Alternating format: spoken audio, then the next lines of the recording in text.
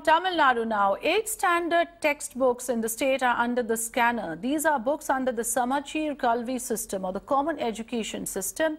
Now, if we take a closer look at the content, there are various anomalies, and one of the anomaly that has come to the fore is that a science textbook dictates terms on what girls should wear. They should not wear provocative dress if they want to avert sexual abuse. Yes, it has been said exactly in those terms. If you can see on your screens right now, the textbook also mentioned that girls should take care of the way they sit and also asks them to maintain distance from boys while traveling in public transport.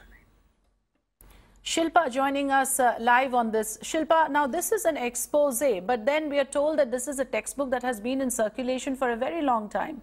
So here we have a situation where the mindset of the educators are exposed. There is victim shaming and there is a victim blaming, at the root of all this, isn't it?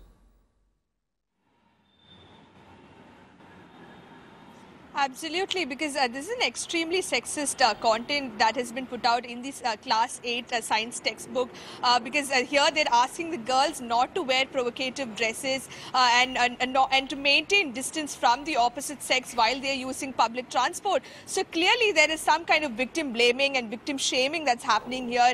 This is not the way to teach students about sexual abuse and how to prevent sexual abuse. And this entire chapter deals with adolescence and puberty and talks about how one can prevent sexual abuse or any kind of abuse for that matter. And it is in this chapter that they say they ask the girls not to dress provocatively to avoid any kind of sexual abuse. And when we ask the education department, they are saying that this textbook has been there for years now, but nobody has raised any kind of complaint. And now that the media has taken up this entire issue, they will look into it. They are busy they're changing the content for other class syllabus. And now that the media has taken this up, they will look into this matter, is what we're given to understand. Yes, and it's extremely regressive. It's also gender discriminatory because this entire preaching is only directed towards the girl students. Has there been any response coming from the authorities, from this particular education system and those who are responsible for drafting these textbooks?